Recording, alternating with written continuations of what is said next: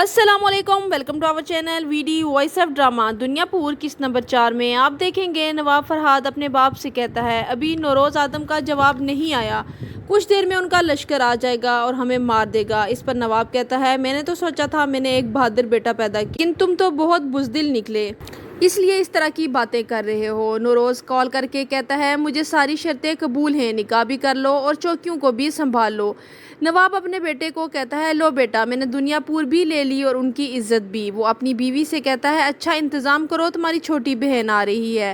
نواب اپنے بیٹے سے کہتا ہے جاؤ سنبھال لو دنیا پور۔ اب نواب چلائیں گے دنیا پور۔ نہ اپنے ٹکٹس اور سارے کاغذات جلا رہی ہوتی ہے تو اس کی سوتیلی ماں آتی ہے تو کہتی ہے نوابوں کی عورتوں کے ارمانوں کی اصل جگہ یہ ردی کی ٹوکری ہی ہے۔ انا کہتی ہے اس کمرے سے نکل جائیں۔ وہ کہتی ہے تم یہاں ردی کی ٹوکری جلا رہی ہو اور میں اپنا خون، ہم دونوں میں کوئی فرق نہیں ہے۔ تو وہ کہتی ہے میں سب بدلوں گی۔ اس کو نواب صاحب کے نکاح کی دعوت دے کر چلی جاتی ہے۔ نواب فرہاد دنیا پور کی چوکیاں سنبھال لیتا ہے۔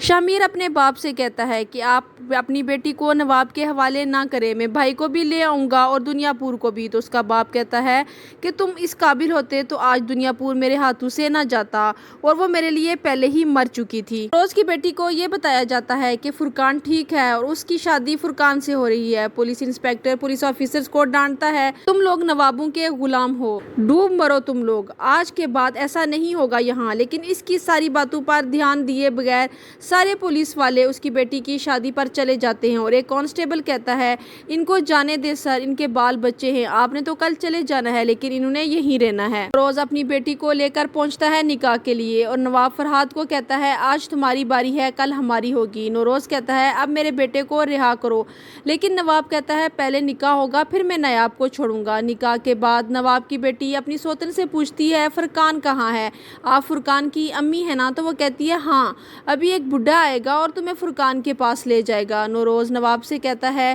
تمہاری ساری شرطیں پوری ہو گئی ہیں، اب میرے بیٹے کو چھوڑ دو۔ تو وہ کہتا ہے اتنی بھی کیا جلدی ہے، ابھی کچھ چوکیاں ہیں جس پر میرے بندوں نے کنٹرول نہیں سنبھالا، اس لیے تمہارا بیٹا کل صبح تک پہنچ جائے گا۔ نوروز کہتا ہے ہماری ایسی کوئی بات نہیں طے ہوئی تھی۔ تو نواب کہتا ہے تمہاری اوقات ہی کیا ہے جو میں تم سے کوئی بات طے کروں، میں کہتا ہوں اور تم کرتے ہو، بس یہی ہمارا تعلق ہے۔ نوروز کہتا ہے میں بھی چاہوں تو اپنے بندوں سے کہہ کے تمہیں گھسیٹ کر یہاں سے باہر پھینک دوں۔ نواب جواب دیتا ہے فی الحال تم جا سکتے ہو، کل تک تمہارا بیٹا نہ آیا تو تم اپنا شوق بھی پورا کر لینا۔ نواب فرہاد اپنے باپ کے کیے پر بہت خوش ہوتا ہے اور اس کی تعریف کرتا ہے۔ تو نواب کہتا ہے آدم کے بیٹے کو 1 گھنٹے بعد رہا کر دینا۔ اورنگزیب اپنے بھائی سے کہتا ہے نواب نے اچھا نہیں کیا۔ تو نوروز جواب دیتا ہے وہ صبح تک نایاب کو بھیج دے گا، میں جانتا ہوں اس کو۔ نواب فرہاد نایاب کو پنجرے سے کھلوا کر اپنے ساتھ گاڑی میں بٹھا کر لے جاتا ہے اور اسے نکاح کی ساری کہانی بتا دیتا ہے اور کہتا ہے پہلے میں سوچتا تھا نواب صاحب نے تمہیں زندہ کیوں چھوڑا، لیکن اب سمجھ آیا وہ ساری زندگی تمہیں مرتے دیکھنا چاہتے تھے۔ امیر اپنی بہن کو لے کر بہت پریشان ہوتا ہے، اس کی کزن اسے سمجھاتی ہے لیکن وہ کہتا ہے اب کچھ ٹھیک نہیں ہو سکتا۔ نواب فرہاد نایاب آدم کو لے کر جا رہا ہوتا ہے اور راستے میں فرقان کا باپ بم کے ساتھ اس کی گاڑی اڑا دیتا ہے۔ نواب آدم اور نایاب دونوں ہلاک ہو جاتے ہیں۔ یہاں ختم ہوتی ہے قسط نمبر 4۔ قسط نمبر 5 دیکھنے کے لیے ہمارے ساتھ رہیے گا۔ Keep watching and don't forget to subscribe our channel. Take care, اللہ حافظ۔